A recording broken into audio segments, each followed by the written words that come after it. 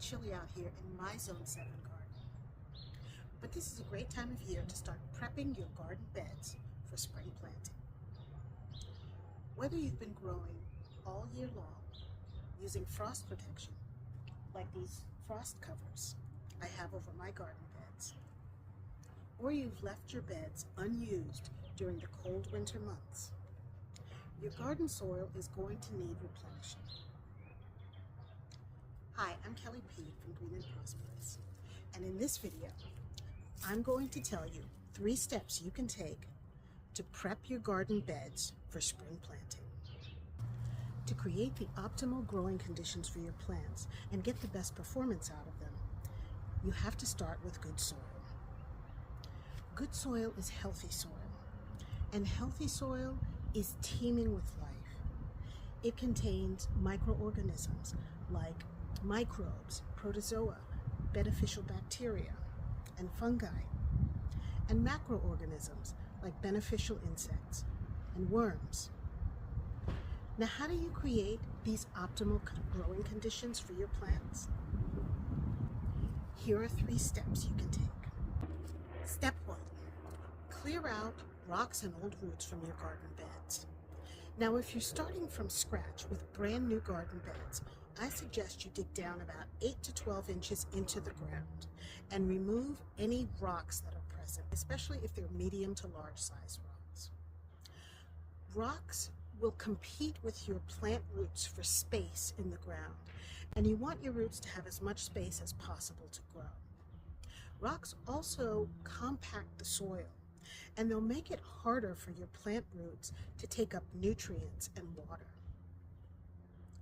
Now, as for old roots, there are a couple of things to keep in mind. First, if this is a brand new bed, you'll want to clear out as much as possible any vines or tree roots that are in the ground and that may also impede the ability of your plant roots to spread. Now, if this is an old bed, if it's a bed that's already been used, some people will leave the roots of plants they've already harvested in the ground. And if the roots are small, they really are not going to do any harm to your new seedlings. But if the roots are still alive, they're not dead roots, they're going to compete with your new plants for nutrients and water from the soil. So you'll want to remove those. Now, it's up to you whether you want to remove old dead roots or leave them in your garden beds. Personally, I remove mine so as not to have anything competing with new plants for space. Step 2, loosen the soil. Using a garden fork or a pitchfork or even a trowel, a hand shovel, loosen the soil about 8 to 12 inches. Again, this is going to be more important if you have a new bed you're working with, a new bed that you're building from scratch. If you have a bed that you've been using already, you may want to skip this step to avoid digging up weed seeds that are buried in the ground. Step 3, now you can add compost or other amendments to the garden soil. Add about 2 to 3 inches to the soil. Mix it in really well, or if it's an old bed, you can just layer it on top. It's best to use homemade compost if you can, but that's not possible for everyone. Whether you're using homemade compost or store-bought bagged compost, there are a few things you should look out for. Look for good quality ingredients with no fillers. There shouldn't be any peat moss, for example, or fiber added to that compost. Then inspect it really closely. It shouldn't be wet or soggy. It shouldn't smell bad. It should smell fresh, like fresh earth. Now, if you can't or don't want to use compost, there are a couple of good alternatives. One of these is leaf mold, and like the name suggests, this product is made from decomposed leaves. Another product you can use is well-rotted manure. And now this part is important. It really needs to be well-rotted, not fresh manure, because fresh manure contains pathogens that can harm your plant.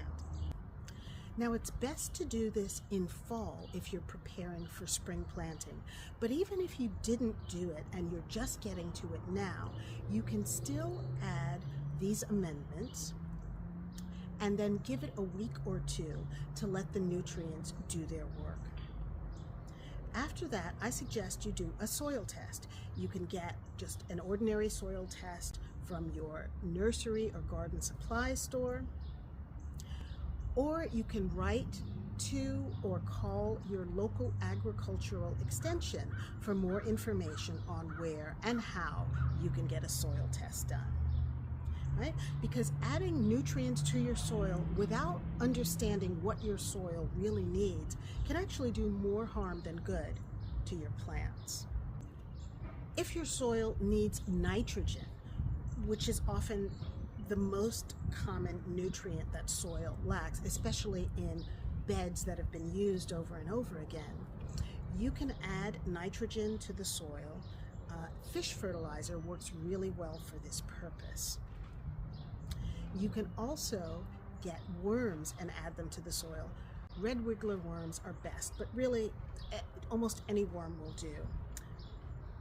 They'll eat, they'll excrete or poop, and they'll add lots of good nutrients to the soil, including and especially nitrogen.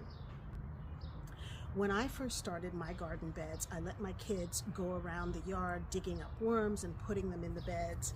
And now, years later, I have tons of worms in my garden beds, many, many more than I originally put in there. This is also partly because I use a lot of used coffee grounds in my soil, and worms are attracted to those.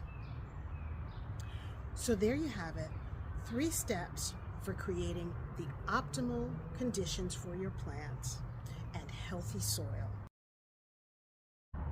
Step 1, remove rocks and old roots. Step 2, loosen the soil in your beds. And step 3, amend the soil with compost or leaf mold or well-rotted manure. By taking these 3 steps, you'll create the optimal conditions for your plants to thrive and perform their best.